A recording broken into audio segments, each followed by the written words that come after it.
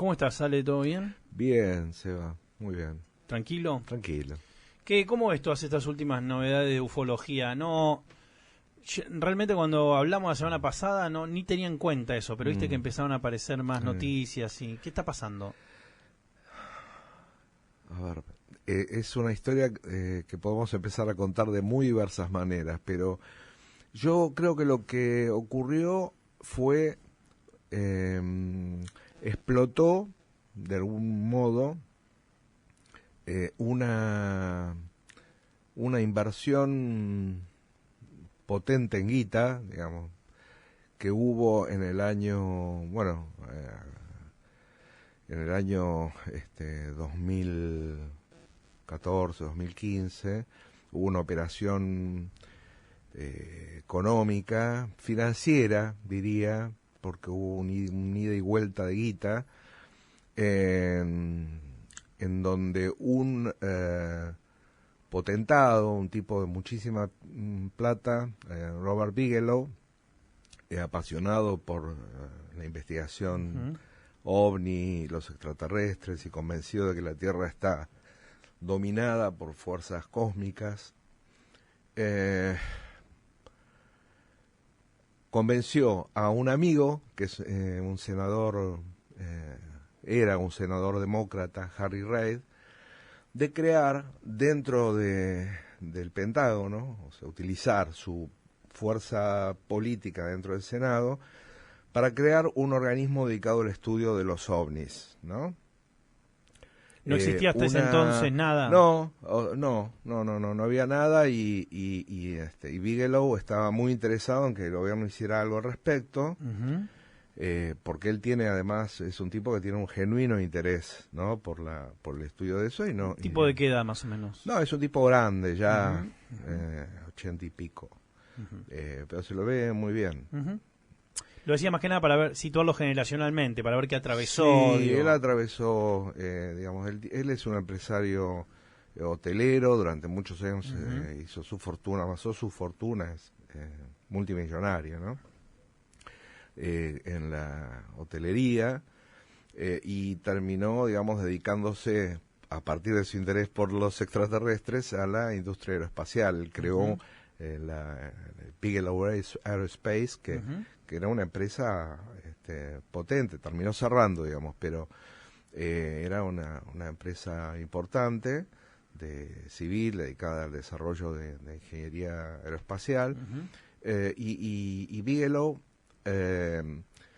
lo que hizo fue apoyar la carrera de Harry Reid, de este senador demócrata, a quien también los unía ese mismo interés por el tema. Harry Reid lo que hace es impulsar la creación de un programa que fue durante varios años un programa encubierto, un programa, se les llama programas negros, bueno, y La Plata también lo era, digamos, por esos 22 millones de dólares que se consiguieron para hacer ese desarrollo, fueron obtenidos por recursos que digamos, el electorado no tenía la menor idea de qué era lo que pasaba. ¿Ese desarrollo es una especie de relevo de caso, investigación alrededor del mundo? No. O mirar hacia afuera, o construir un telescopio, ¿qué es lo que quieren hacer? Lo que pasó fue que Bigelow estaba muy entusiasmado con el hallazgo de un rancho en Utah, que era una especie de Disneylandia platibolista. Era un lugar donde ocurría todo tipo de fenómenos paranormales, ¿no? Según los testigos y sobre todo según quien vivía en aquella época en ese rancho. Se conoce como el rancho Skinwalker. En el rancho Skinwalker se denunciaban apariciones de ovnis, de hombres lobo, de fantasmas, de círculos de cereal.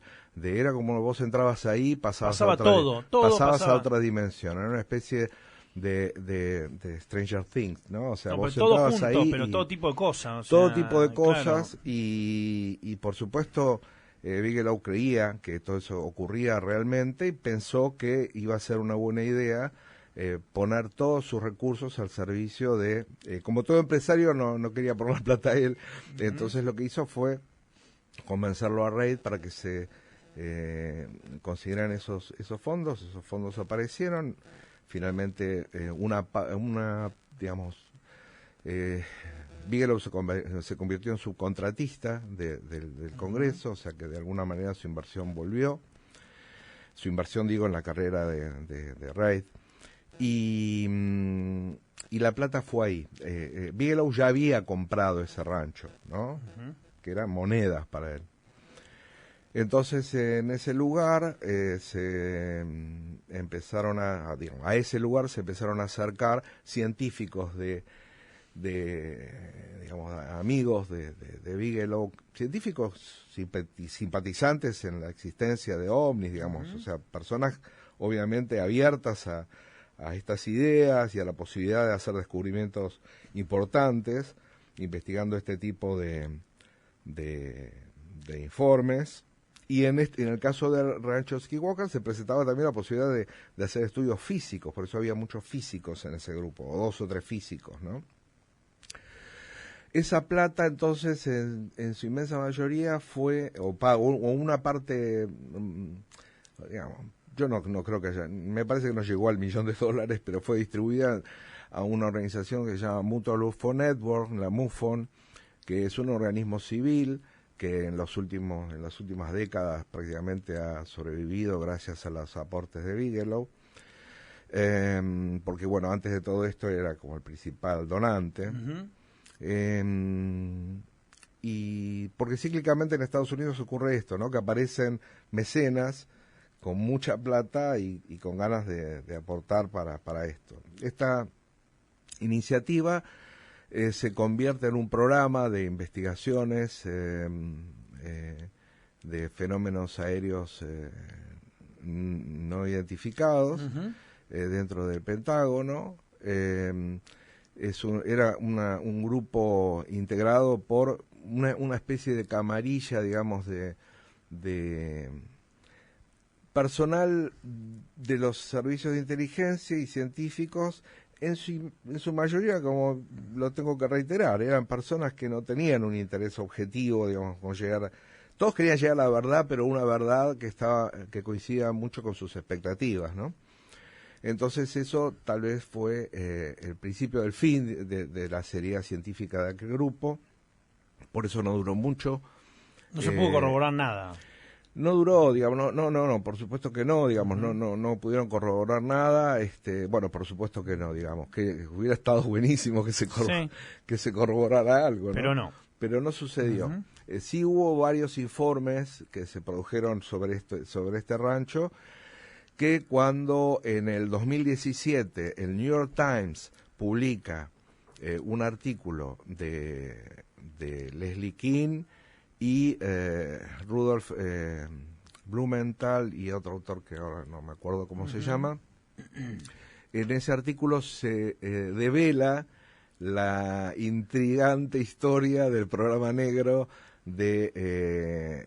o los fondos negros, digamos, para el programa de investigación que se estaba desarrollando en el Pentágono a espaldas del pueblo norteamericano, digamos. Nadie sabía que se estaba produciendo esto. Entonces realmente fue un artículo que tuvo un enorme impacto, tan importante que hoy somos testigos de los estertores o de un nuevo ciclo de aquel artículo tan relevante, que fue en realidad el primero de una serie de artículos que publica el New York Times.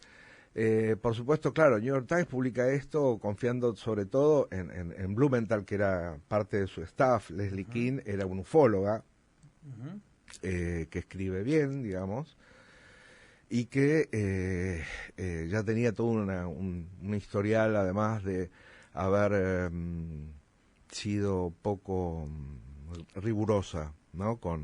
con este tipo de información, ¿no?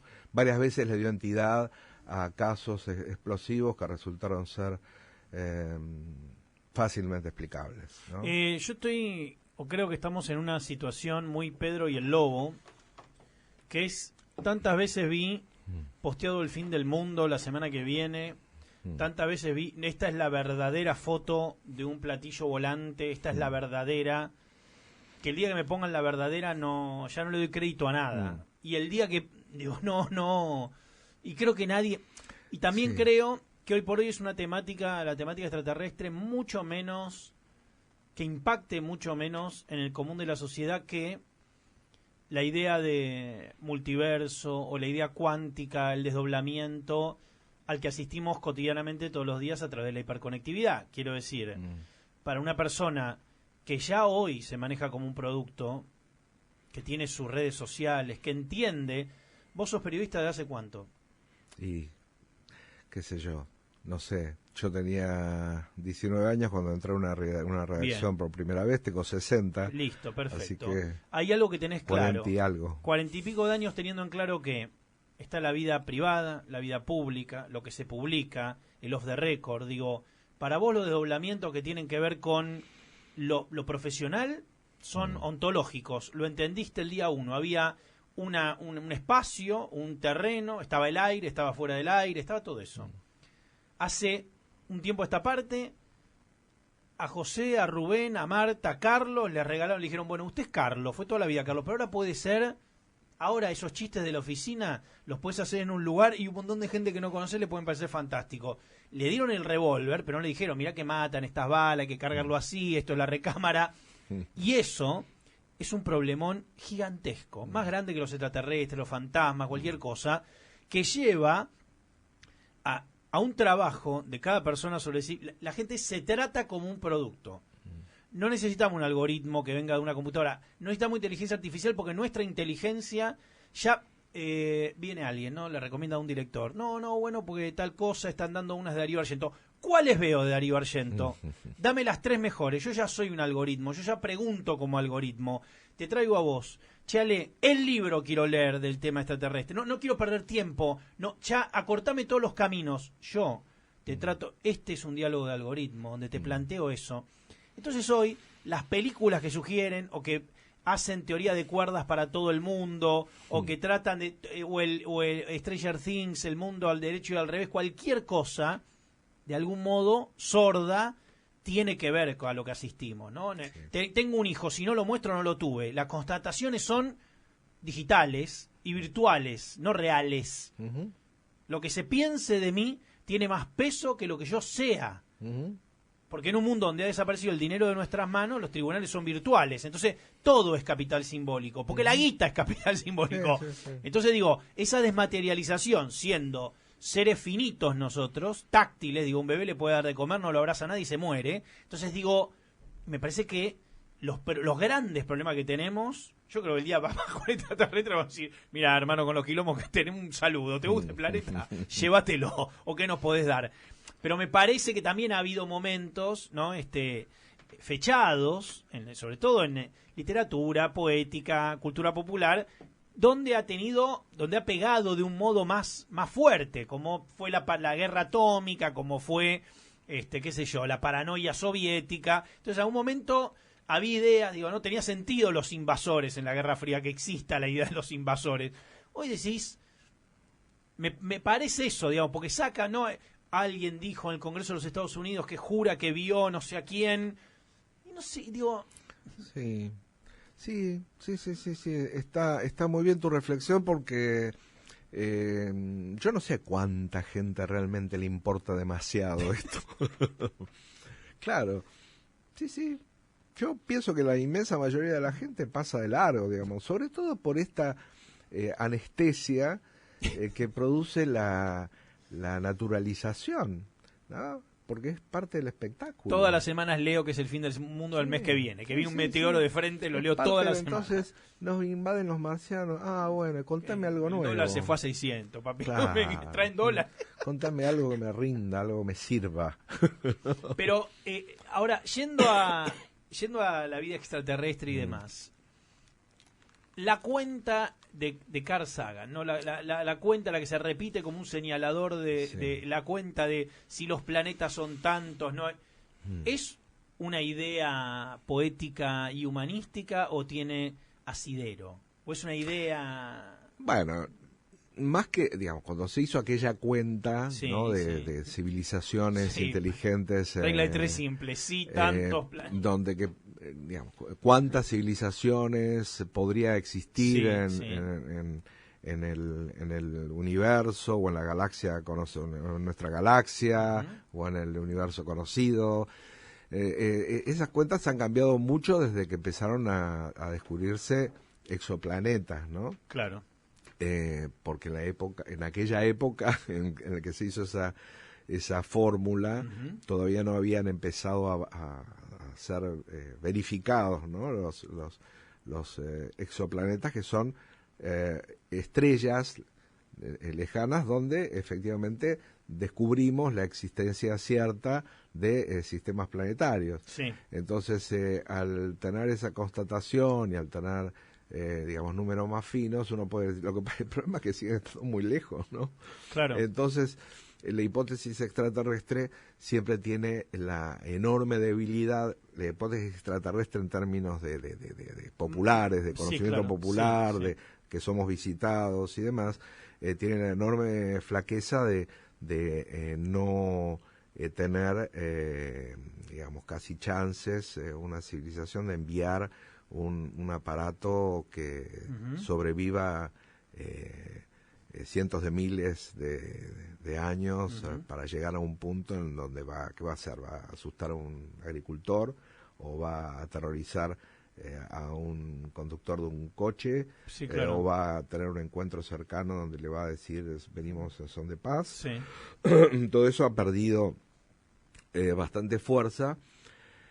Por eso, si bien sigue habiendo, digamos, mucha gente, incluso especialistas en el tema, que le buscan la vuelta para seguir creyendo en extraterrestres, esta idea ha perdido un poquito no prende como prendía en otros tiempos. Por eso se habla más, o hay como una inclinación entre los especialistas en estos temas, orientado a las vidas, digamos, o a la existencia de otras dimensiones, ¿no? Entonces, de esa manera vos te ahorrás el trabajo de viajar a través del espacio, porque vos das un pasito, entras un agujero de gusano, salís del otro y ya está, y llegaste en un rato. Sí. O no, o directamente están, siempre estuvieron, pero en otro plano. Digamos, estas ideas son muy convenientes porque nos evitan el trabajo. Ya vemos digamos, las inversiones multimegamillonarias que tienen que hacer para lanzar naves al espacio. Voy a hacer una pregunta como esas preguntas de asado, le digo yo. Hay un telescopio que puede ver la superficie, no me acuerdo o sea, como el Hubble, creo que puede ver la superficie de Marte, creo que puede ver, no sé, una cosa demencial, como querés te muestro.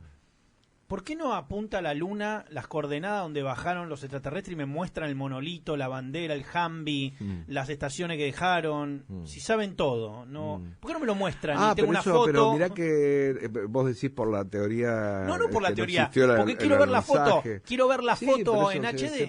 Se puede ¿googlear? Se ve, sí, está. No, vos podés ver, si querés, el lugar donde descendió el módulo lunar. Lo veo. Lo podés ver, claro, ves los restos ahí. ¿En serio? Sí, no lo he visto nunca. Sí, eso ya está accesible, ¿no? Ahora sí. Sí, está perfecto. Accesible. Por supuesto, los que creen que nunca aterrizó el hombre en la luna... Van a creer que la imagen por que me supuesto, es CGI, es una creación digital. Pero bueno, estamos hablando... ¿La tecnología no ha ido también en detrimento de las teorías extraterrestres, como la cantidad de... Hoy todo el mundo tiene un teléfono, todo el mundo, las filmaciones son de cierta... Digo, ¿no ayudó a disminuir la chance de la creencia? No, yo creo que al revés, lo ha potenciado porque ahora la información circula tan rápido que estás todo el tiempo viendo títulos que te inducen a creer en ciertas cosas. Yo no creo que la inmensa mayoría de la gente que está aferrada a alguna creencia paranormal o ufológica se pregunte qué pasa que hoy, que todo el mundo tiene un celular, es decir, un equipo, una cámara completo para registrar en forma audiovisual todo lo que te sucede alrededor, no hay una evidencia concreta digamos de esta, o sea, yo creo que la gente no se hace esta pregunta. Es una pregunta muy simple. Pero es una pregunta muy simple, y sin embargo no se la hace, o si se la hace encuentra coartada, digamos. Por ejemplo, bueno, es algo que está y no está, o estamos preparados para verlo, lo sentís y lo percibís, qué sé yo, se está pasando todo a otro plano, ¿no? Un plano virtual en donde la prueba cada vez es menos relevante. Mira, el otro día estaba escuchando un programa... Podemos llegar a ver un grupo de 30 personas jurando que están viendo algo que no están viendo. Pero sí, además se ha desplazado tanto la idea de la prueba física, que hay grupos dedicados al estudio de los temas clásicamente ufológicos que ya están del otro lado, ya están estudiando los estados alterados de conciencia, los trances chamánicos, las experiencias con ayahuasca, la existencia casi etérica de todas estas manifestaciones. Entonces, la prueba, se ríen de la prueba, porque en realidad la prueba es lo que necesitan los demás. Cuando vos estás muy convencido de algo, una idea y eso muy te divierte, sí, claro, sí. ¿no? Y eso te divierte, satisface. Sí. Yo conozco era bastante amigo de un psiquiatra que se dedicaba a esto y que estaba en un grupo dedicado a este asunto. Y a él siempre le molestó mucho mi escepticismo, ¿no? Mucho. Yo creo que él hizo, fue muy meritorio de él, porque él hizo enormes esfuerzos para conservar nuestra amistad, ¿no? Y porque claro, yo era como alguien muy incómodo en su vida, o sea, era la llamada de alerta del escepticismo científico, ¿no? Estamos hablando de un psiquiatra que atiende pacientes, por que supuesto, tiene receta, prescriba de medicación, y él al mismo tiempo cree en escenarios surrealistas que ocurren en la mente de las personas, que están entre la realidad y la no realidad, ¿no?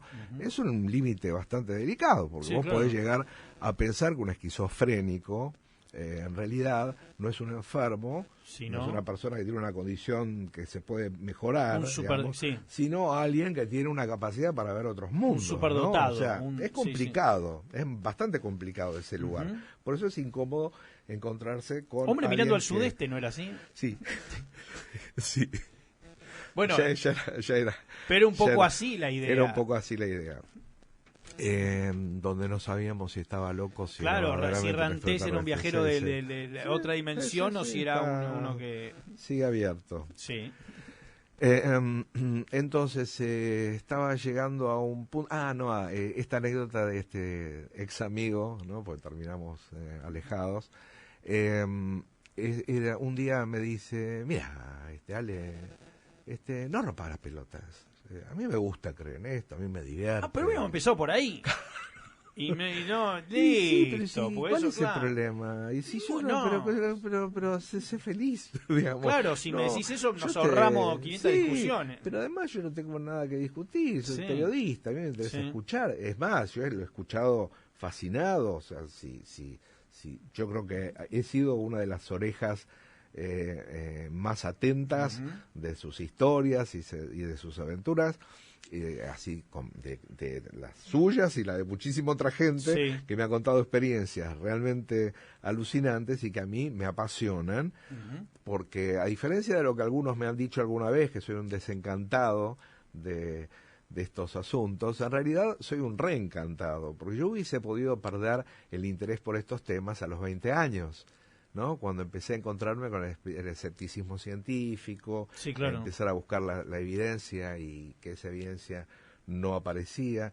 Y sin embargo, mi interés persistió porque le encontré la vuelta que finalmente termina siendo mi gran pasión, que son las ciencias sociales, ¿no? Las ciencias humanas y la búsqueda de una explicación o de una interpretación que esté un poco más cerca de entender a las personas y a sus cosmovisiones, y no tanto saber o comprobar si aquello que reportan es finalmente fidedigno, cierto, corroborable o no. En los 80 le decimos a la gente, sobre todo vamos a fechar esto en un momento post Encuentros Cercanos. Encuentros Cercanos del Tercer Tipo como una película, como un hito en la divulgación ufológica popular. La aparición de un montón de revistas, de publicaciones, que siempre tocaban el tema cada 2x3, que tocaban temas de ciencia y temas de ufología, revistas de cuarta dimensión, ¿no? Sí. Dedicadas directamente a la ufología. Y había dos corrientes, le decimos a la gente joven. Estaba Fabio Serpa, que era un grasa para la inteligencia, y estaba gente como Pedro Romaniuk o como la película Recuerdo del Futuro, que era lo serio. Erich Bordani, Claro, que era lo serio, ¿no? Esto lo digo de modo muy binario para que se entienda el escenario. Era la percepción que tenía. O sea, Serpa era la persona que iba a los programas de televisión, y lo otro era, no para porque hay gente que habla en serio, conferencias y demás. En realidad medio lo mismo, todo, era medio parecido todo. Mira, ahí estaba releyendo el otro día un trabajo muy interesante que escribió un ensayista norteamericano que se dedica, por lo menos 10 años antes que yo ya estaba metido en este asunto, Marty Kottmeyer. Él lo que hizo fue un catálogo de las predicciones, por supuesto todas fallidas, claro. Que hubo desde los inicios de la ufología hasta la fecha, ¿no? Como el cronograma que iba a pasar, como esta es acá bajan, acá vienen los... Todos los que alguna vez dijeron que algo iba a pasar, que se venía una revelación, que dentro de tal fecha va a aterrizar, que nos lo habían dicho con estos gestos que indican una fecha, que tenemos la clave, la paponia, que hay una van a bajar nave escondida y que dentro de poco van a decir dónde está, o sea, todas las variantes de predicciones en las que no sé, yo llegué hasta creo que hasta 1999 y sigue, porque sigue, el tipo la va actualizando, un capo. Claro. Le pregunté, porque está inédita, digamos, no se ha publicado. Su catálogo está permanentemente. ¿Cuál es la última entrada? Le pregunto que hiciste. No, hasta la semana pasada no para. Imagínate qué belleza, ¿no? La pasión que le pone en su catálogo. Por supuesto. Y resulta que, claro, yo averiguo si hay una editorial de unos amigos chileno-alemana que se llama Coliseo Sentosa, que está publicando las obras completas de Martin Kottmeyer, y me dio mucha curiosidad por saber qué pensaban hacer con ese precioso catálogo de predicciones no cumplidas de la ufología. Va a ser parte de esta colección con las obras completas de Kottmeyer, pero claro, imagínate, o sea, son entradas muy aburridas porque se parecen muchas unas de otras, digamos, no hay grandes diferencias. Es una especie sería como una obra de consulta para las nuevas generaciones, pero lo que quería destacar es solamente una curiosidad que nada, lo que a mí más me alucina de ese catálogo es que hay predicciones de científicos, de místicos, de religiosos, de gente aficionada, ¿no? Que ha tenido por alguna razón notoriedad, como podría haber sido un Fabio Serpa, digamos. No era una persona preparada académicamente, pero que tuvo mucha popularidad a partir de su tenía interés un por el tema. carisma innegable, tenía un carisma, comunicador, se convirtió en un personajón, ¿no? Notable desde el punto de vista de la cultura popular. Una especie de universidad acá, una oficina, ¿no? Pasaba de todo. Universidad de Ciencias de Apertura. Claro. Entonces, figuras como Serpa, digamos, hay en todos los países. Entonces, son parecidos, generalmente parecen muy carismáticos. Generalmente son personas carismáticas que de alguna manera su religiosidad le imponen en esta pasión por divulgar la realidad de lo extraterrestre. Y que obviamente también tiene un impacto social en los medios porque suelen hacer afirmaciones muy sensacionalistas que son, digamos, que encajan con las expectativas de alguien lo va a querer escuchar y creer, digo, si es encontrar el cliente. Digamos que de 10 personas interesadas por este tema va a haber 9,5 que quieren escuchar a un Fabio Serpa y un 0,5 que están dispuestos a escucharme a mí, por ejemplo. Y bueno, ahí había se lo dije a mi padre este fin de semana. Le dije, es más fácil robarle a una persona que convencerla que fue robada. No, no es mía la frase, es una frase, pero bueno, tiene que ver un poco con eso, ¿no? Sí. Entonces digo, pasa eso en un momento, y aparte me imagino que si viene alguien a contarme que sabe todo de los extraterrestres y sabe dónde están, y viene alguien a decirme que mienten todos lo que lo dicen, y bueno, seguramente venda más el primero. Y desde ya. Por eso, viste que también en todas las sociedades existen grupos dedicados a la desmitificación, grupos escépticos militantes que se dedican a debunquear, a desmontar fraudes, ¿no? Yo participé en uno de esos grupos en los 90, después me alejé, pero pasé por esa experiencia de haber militado en brigadas racionalistas y lo que también pasa es que te encontrás del otro lado de digamos en el lugar espejo, digamos, de quienes creen, te encontrás con que les va mejor a aquellos que hacen afirmaciones contundentes, a veces sin prueba, esto es un fraude, o este es un charlatán, ¿no? A esos les va mejor, los que le ponen una intensidad parecida pero opuesta, digamos, que tampoco te identifica, claro. Lo que, por supuesto, a mí no me identifica, no, claro. pero que yo pasé también, admito polemista, que esa etapa la experimenté, estuve en ese lugar. El polemista, claro. En los 90, bueno, nuestro amigo Santiago Eslaví hizo un documental en donde aparezco en varias partes de su documental sobre la historia de la ufología de los 90. Y una de las cosas que a mí me llamó la atención es que yo estoy ahí, ¿no? Y claro, era una época en que yo hacía afirmaciones contundentes o ponía en duda de manera muy contundente aquello en lo que todo el mundo quería creer, ¿no? Es como fue una etapa de mi vida en la que tuve una cierta visibilidad gracias a esa oposición enérgica en aquello en lo que todo el mundo quiere. Bueno, pero creer, ¿no? Pero en algún momento te debes haber planteado, bueno, pero estoy formando parte igual de... Totalmente, era parte y incluso Santiago me entrevista y cuento que yo era una parte activa de eso, porque yo era todo el circo total, ese, porque yo era el otro polo, ¿no? Era un gran aportante. Bueno, es que en realidad aquella cosa en la que tantos creían. Hay un temperamento que creo que en esto por ahí coincidimos. Uno va a un asado, ¿no? Y digo el asado por ese ágora coral donde aparece opiniones de todo tipo, un lugar donde se discute política, donde puede aparecer cualquier tipo de antinomia. Y uno a veces escucha, digamos, yo, según el asado, puedo ser una especie de racionalista total, o me puedo convertir en el más terraplanista. Depende qué tenga enfrente. Porque a veces hay gente que me lleva al terraplanismo, o sea, que se entienda lo que estoy diciendo. Es como tiene, o afirma de un modo tan contundente lo que le han dado como verdad, que digo, ¿vos no te das cuenta que en definitiva es medio lo mismo? Bueno, el COVID medio que generó eso, porque los poster boy de todo lo que decía la televisión eran muy parecidos a nos están inyectando chip para manejarnos la mente. Era simplemente, la moneda había caído de un lado y del otro. El fundamentalista de la TV, que no se plantea que en un momento vimos una especie de río de féretros caer por una catarata, gente que moría en la calle y el grupo Geoff apuntándole a una anciana que tomaba sol, como si estuviera destrozando la ecología. Se le olvidó eso.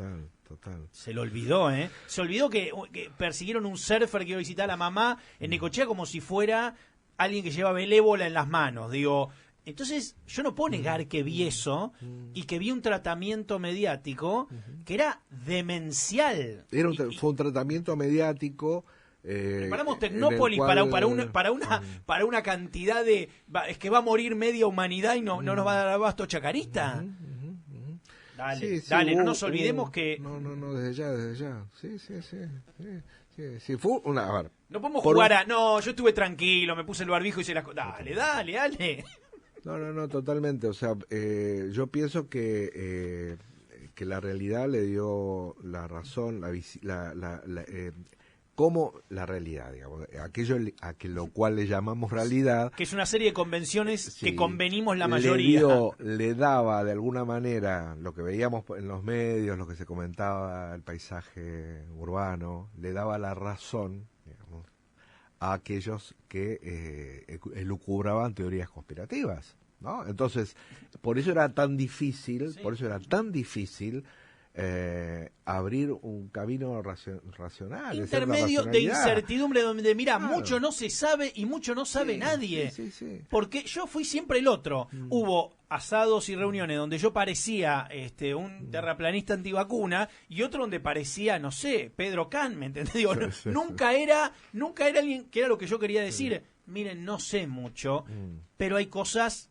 Digo, no puede ser que si la televisión te dice está lloviendo y vos ves el sol, digas, no, si la televisión lo dice está lloviendo. Claro. No, pará, porque estamos renunciando directamente al último que nos queda. Totalmente. Es así, fue así y una de esto que estás planteando, una de mis preocupaciones es que en aquel momento, digamos, no había prácticamente nada estudiado en la Argentina, sí en otros países, pero en la Argentina no había ningún espacio dedicado al estudio de cómo comunicar y cómo manejarse de una manera racional, digamos, racional en el mejor sentido de la palabra racional, frente a las creencias con relación a las vacunas, por ejemplo, y después de esta crisis no la había, no la hubo, digamos. No, aquí no ha pasado nada. Sigue sin haberla, digamos. No sé qué fue, no sé qué tenía la vacuna, pero bueno, siga. Pero no es así. Digo, me encontré. Yo le decía a amigos médicos, le decía, disculpa, ¿me conoces algo que vaya de asintomático a mortal sin corte? Porque yo no conozco, o no había. Hay otras cosas en la historia de la medicina que sean asintomáticas o mortales. No hay. Me parecía. Era una. No conocemos, no se sabe. Digo, y por ahí les daba hasta vergüenza eso decir, no, la verdad no tengo idea, no tenemos idea. Bueno, loco, dale, no te estoy pidiendo que la tengas, pero si vos, que tenés mucha más que yo, te encontrás en una incertidumbre, siento que no estoy preguntando pelotudeces, por lo menos. Sí, yo no me refería a la cuestión particular, digamos, de la vacuna con tantas sustancias, sí, claro, sino a la configuración de las creencias de las personas respecto de cómo hacerle frente a una amenaza sanitaria concreta que estaba causando efectivamente millones de muertes en todo el mundo. Entonces, frente a eso, ¿de qué manera vos te enfrentás con aquellas personas que tienen desconfianza, que tienen argumentos para desconfiar? Que los claro, ¿con qué sostenés? Como claro, esos argumentos que te presentan, que a veces son razonables, y que la manera de combatir, digamos, no combatir, la manera de encauzar aquellas convicciones poco fundamentadas no fue la mejor, ¿no? No, claro que no fue la mejor. Entonces, esa experiencia a mí me parece que no se está aprovechando, pero por la sencilla razón de que vivimos en una sociedad en donde no hay ningún tipo de previsión de a largo plazo. Estamos todo el tiempo pensando, o sea, como si el mundo se terminara cada 4 años y todo empezara de nuevo, cuando en realidad estamos siempre más o menos en la misma, ¿no? Y para que quede claro, si hace falta, obviamente, lo médico, no me puedo ni meter en ese tema, hablo de lo mediático en relación a eso. ¿Qué percepciones hubo de eso? ¿Qué comunicación hubo de eso? ¿Cómo valía decir cualquier cosa, borrarlo y reescribirlo? Digo, y cómo evidentemente somos carneros, cabritos, no sé ni ya qué decir, un ganado, pero que con un perro chiquitito lo arrías todo. Por esa imposibilidad de poder planteárnoslo medianamente razonable. De cualquier manera, también tengamos en cuenta un factor que no es para nada irrelevante, que tiene que ver con un acontecimiento, el coronavirus, un acontecimiento que desorientó a todo el mundo, digamos. No es que... Claro, pero si vos... La desorientación atravesó absolutamente pero decime, estamos todos desorientados, que es un poco más sensato que vender, porque los dos polos vendían ¿Viste? La idea total. Y la idea total nadie la cerró, la idea total. Nadie. Me acuerdo de la aventura del Poseidón, cuando el barco se da vuelta, que quedan los sobrevivientes que quedan, y Jim Hackman dice, nos tenemos que ir de acá, este barco se hunde. Y hay un montón de gente que dice, no, el capitán dijo que esperemos acá. Y Hackman dice, yo me voy, y los que quieren me siguen, lo siguen 10, termina de subir el número 10 y se hunden todos los que estaban abajo. Y dice, el capitán me dijo, y él apela al sentido común, no, esto se está hundiendo, hay que tratar de ir al casco del barco, estamos al revés. No, mentira, el capitán dijo, bueno, quédense acá. Ahora lo siguen 8, 9, que son los que sobreviven. Tal cual, sí, así estamos. Gracias a eso tal vez estamos acá conversando. Bueno, a lo mejor el talento es seguir distinguir a Jim Hackman, pero digamos, porque cuando te ponen muchos Jim Hackmans, ¿cómo haces? ¿A cuál seguís? Ese es el verdadero talento, pero no escuchar la voz y identificarlo porque o tratar de no perder, que es muy difícil, no estoy diciendo que sea fácil, quizás sea algo que lleve muchísimo tiempo. No permitirse tanto ensordecerse. Digo, cuando doy daba las clases de lenguaje y de cine, yo le decía siempre a un alumno o una alumna, le decía, el tema no es que no identifiques de qué está hablando El Padrino, Volver al Futuro, lo que quieras. El tema es que después cuando leas el diario no identifiques cosas que te afecten en la vida. Esto es un gimnasio, entrenamiento. No importa en realidad, en términos, sí te va a hacer muscular para lo que sí importa.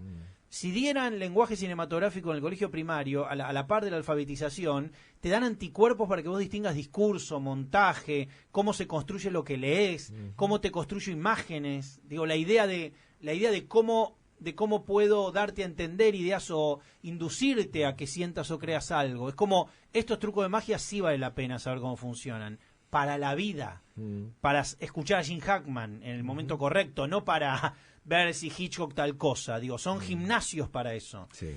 Me parece que a veces no lo discursivo, identificar, de poder descomponer un discurso. Pero no es tan común. No. La gente que tenga alguna consulta o vio un ovni, 156-485-0388, pueden mandar sus preguntas, sus consultas. 156-485-0388. Continuamos con el señor Alejandro Agostinelli. El Lobizón de Carlos Casares tengo en mi mano, de Fernando Soto Roland, editorial La Marciana, marzo de 1973. Carlos Casares, un pueblo bonaerense que parecía ajeno a toda preocupación por lo fantástico y una experiencia de terror colectivo que aún recuerdan los vecinos más memoriosos y longevos.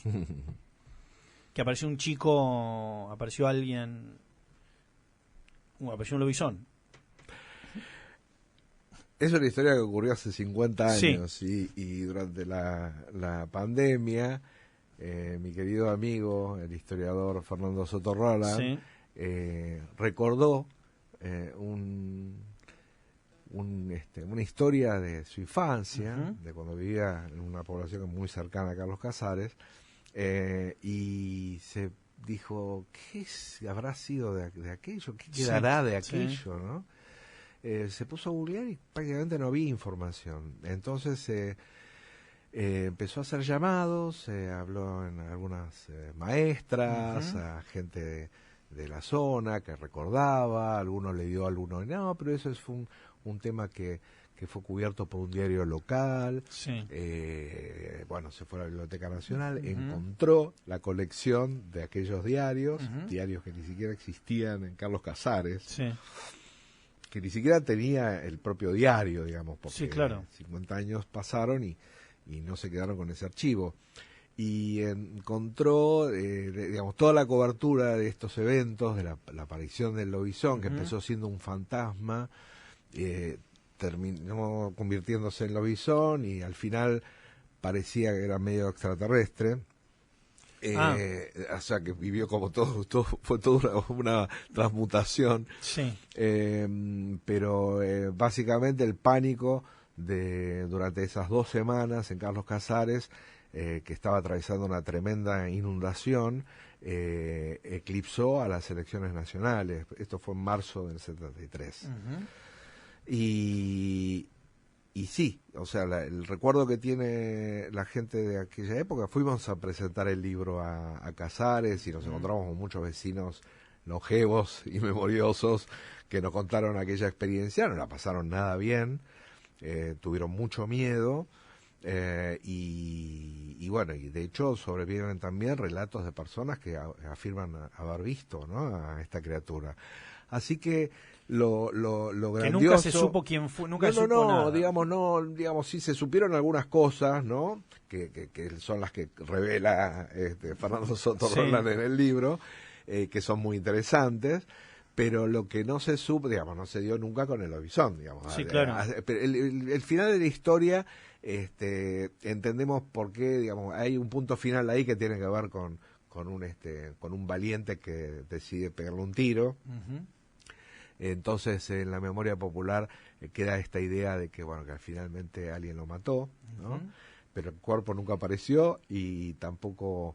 digamos, lo mató con una bala de plata. No se sabe. Claro, no se sabe. Lo que sí aparecieron son versiones de quién podría haber sido el bromista y para qué, digamos, con hizo qué la broma. finalidad esto ocurrió, digamos. En fin, hay como una leyenda súper interesante, muy muy instructiva sobre cómo funcionan estos relatos en los pueblos y que se sigan repitiendo, porque esto ocurrió hace 50 años y todavía sucede, con redes sociales, celulares, todo lo que quieras, ¿no?, con todo lo demás. Pero la oralidad continúa. Pero sí, continúa y de una manera bastante parecida. Y el rescate que hace Fernando de esa historia olvidada, para mí fue un importantísimo incentivo para iniciar esta colección, que yo ya venía rumiando desde hace un tiempo y que nunca concretaba porque faltaban los medios,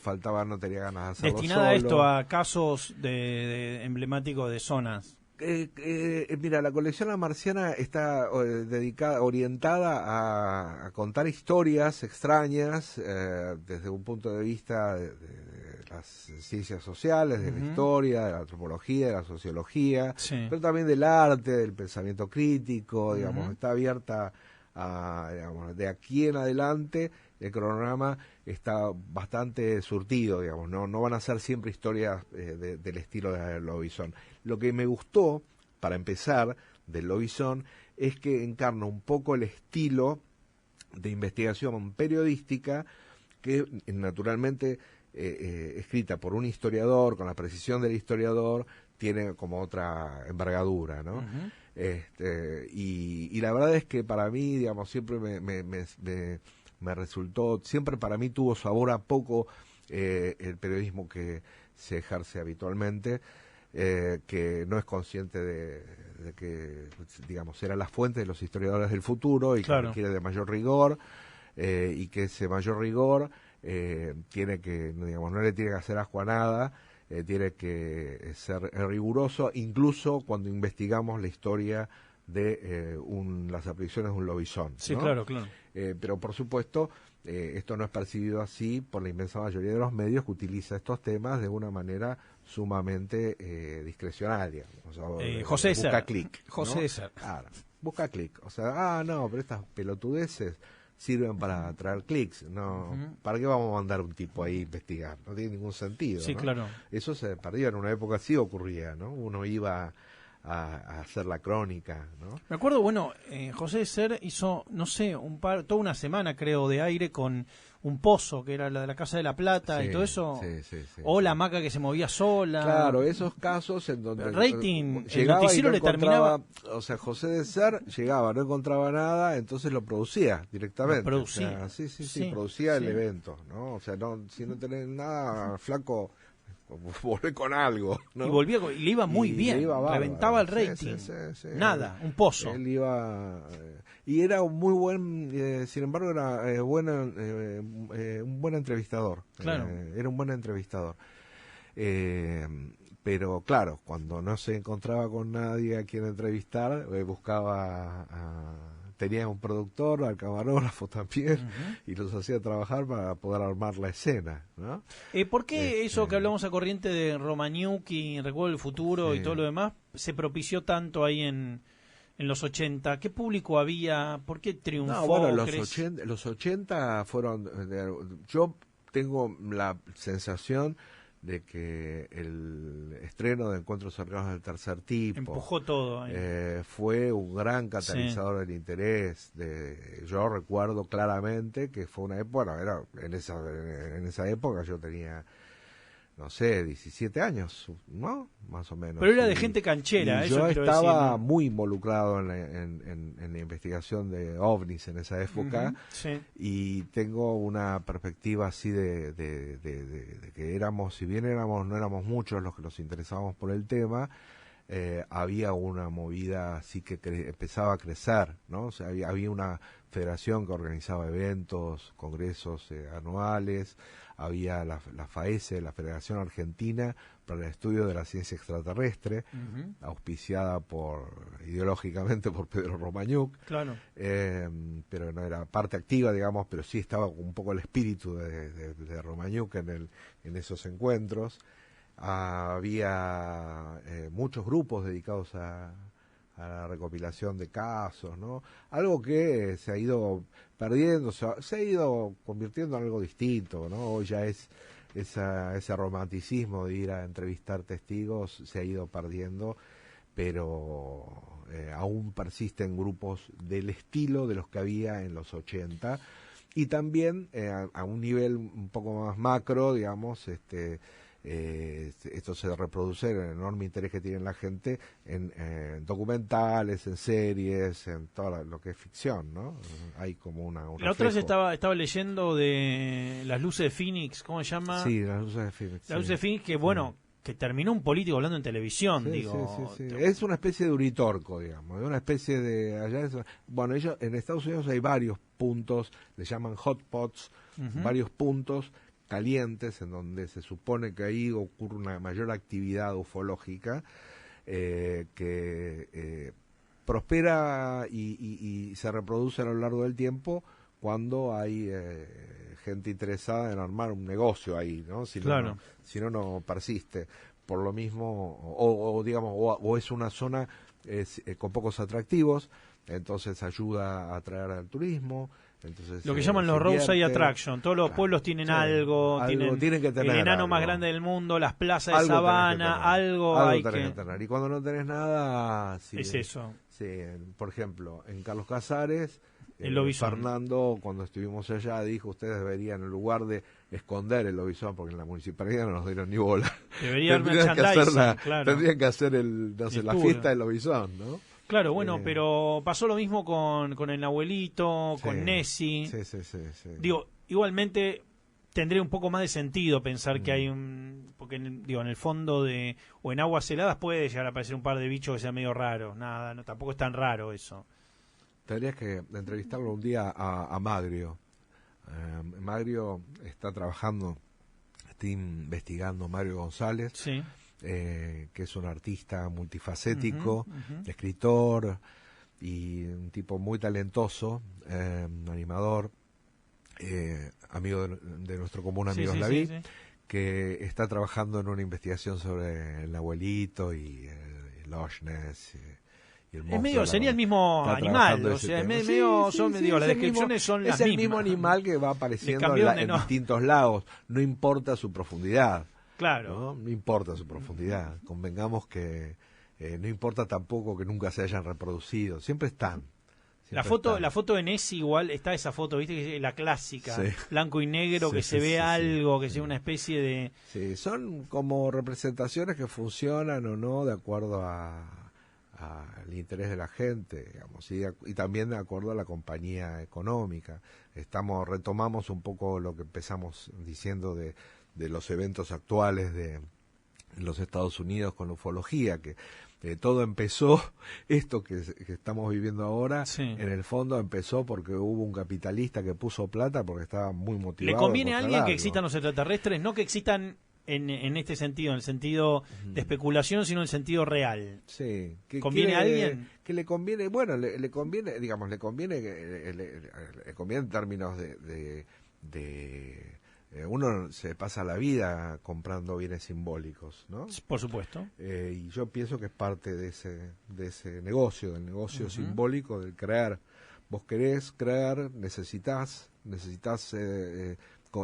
que sea de alguna manera verificado, sino ya mismo en algún momento, ¿no? No importa cuándo, pero que en algún momento esto que para mí es real, que existe, y que no tengo cómo mostrarle a los demás que esto es efectivamente real, porque también es muy satisfactorio sentirse convalidado frente a los demás. Mirá, esto que me interesó durante tanto tiempo, mirá, realmente era verdad, ¿viste?